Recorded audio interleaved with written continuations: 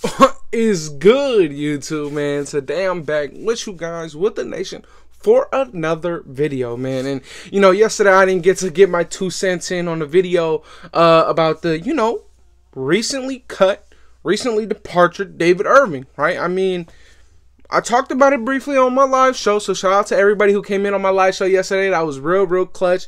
Y'all came in, supported the boys, supported the channel, supported the growth.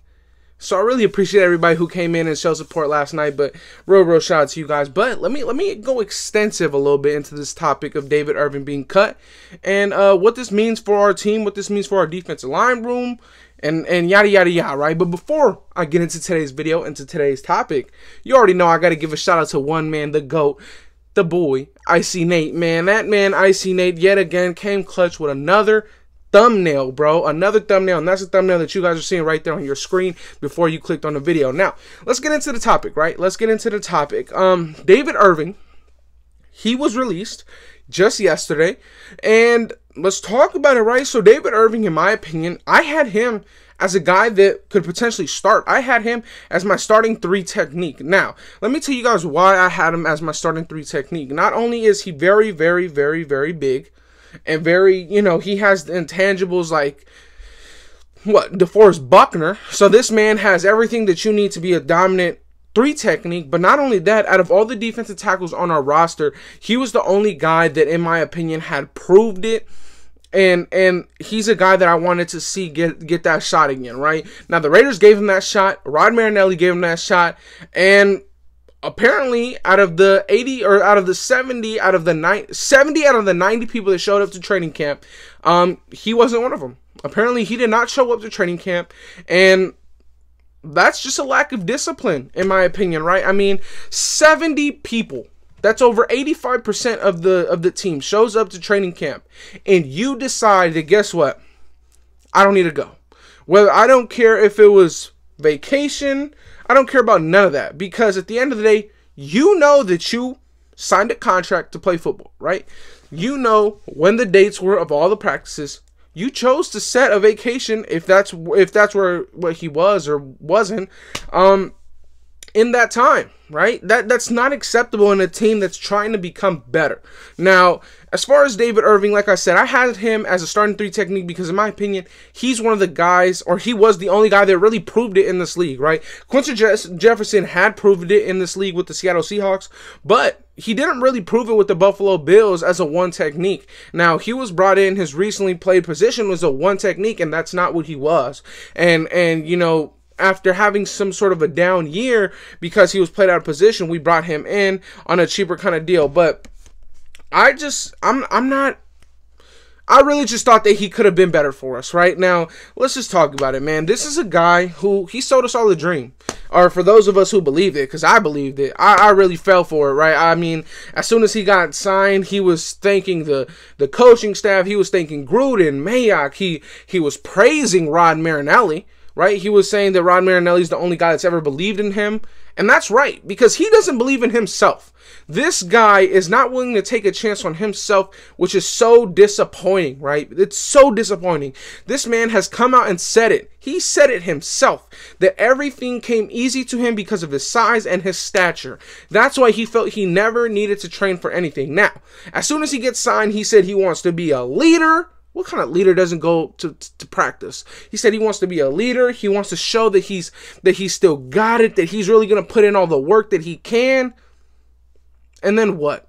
And then what? Like, it's honestly disappointing on David Irving, I mean, apparently there's news after the cut of David Irving and the release of David Irving. I believe that it was like a $950,000 contract. I believe maybe $400K of it was guaranteed. So I guess we get some money back, but that's not the point, man. He was on a cheap deal. Now, apparently though, on the bright side, after David Irving was released, I believe it was Vinny Bonsignore came out and said that both of Darius Stills and Darius Feinlein had became very impressive, not just to the coaching staff, but in camp they have been very impressive to the team. Right now, for me, the Darius Stills wasn't a surprise, right? I really believed that he was going to come in and that's what he was going to do. He was going to ball out. He was going to impress the staff. Now, Darius Philon, on the other hand, that is a surprise. For those of you guys who have been watching my videos, I had Darius Philon, I had Darius Philon as a guy that might have been fighting for a spot with like a Kendall Vickers or a Darius Stills. Now, to me, it's very, very intriguing that we get, you know, we get, what's his name? It's very intriguing that we get the message now that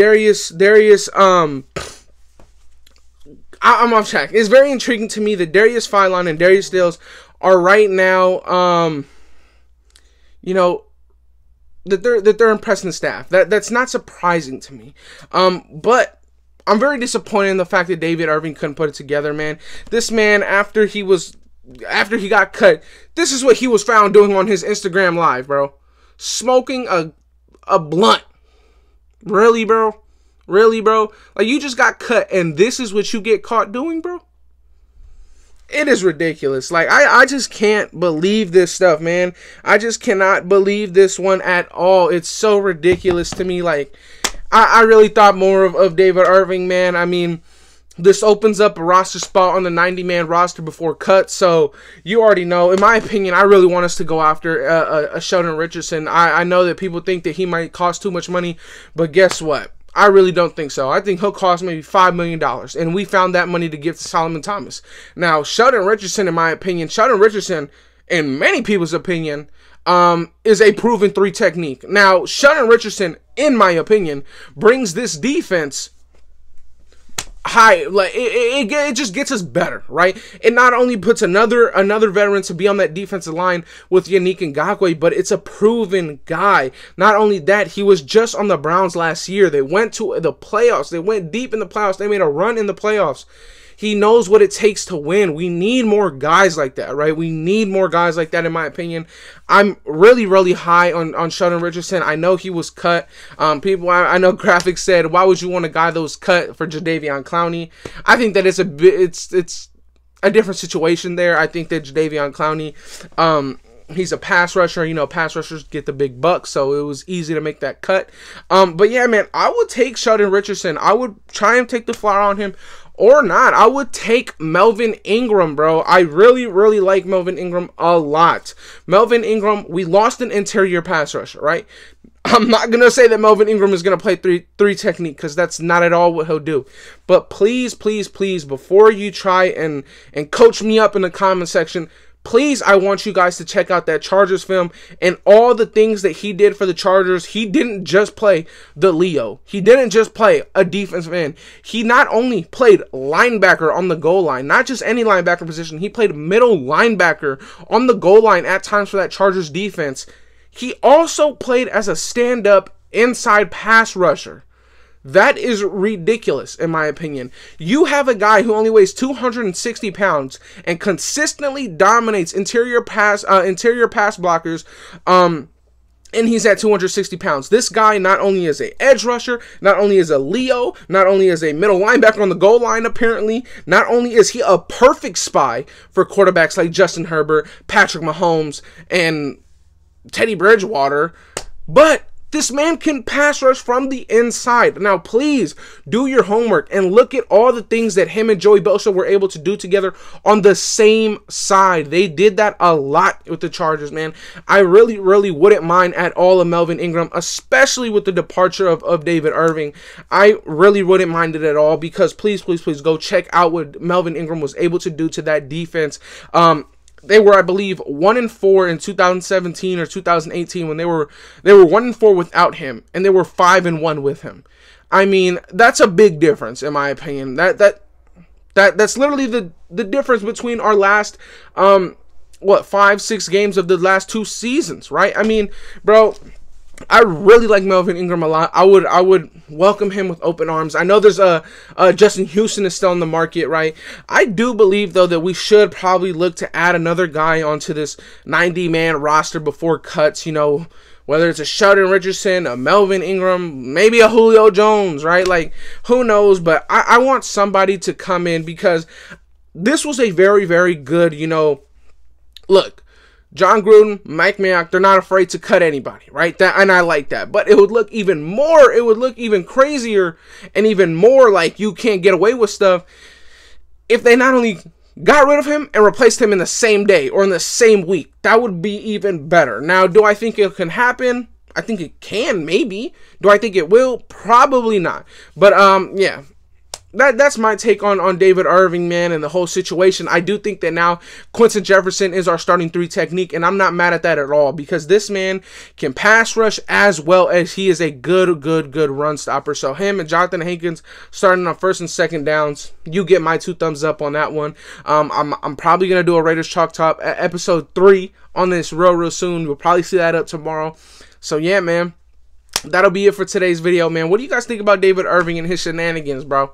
Because this man, I don't even think he gets another shot in this league, man. I think he screwed it for himself. Like, come on, bro. How do you lose your job for smoking in the past, and then you come out, lose your job again, and you do this?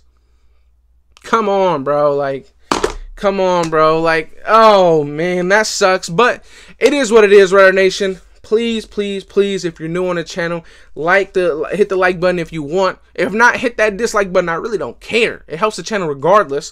But yeah, like I said, if you like the video, hit the like button, man. Comment in that comment section down below. I really try to reply to all these comments. Sometimes it's a lot of them, but I at least give your comment a like. So you get something, right? You get something, man. But that'll be it for today's video, Raider Nation. Like, comment, subscribe if you're new, and I'm out. Peace.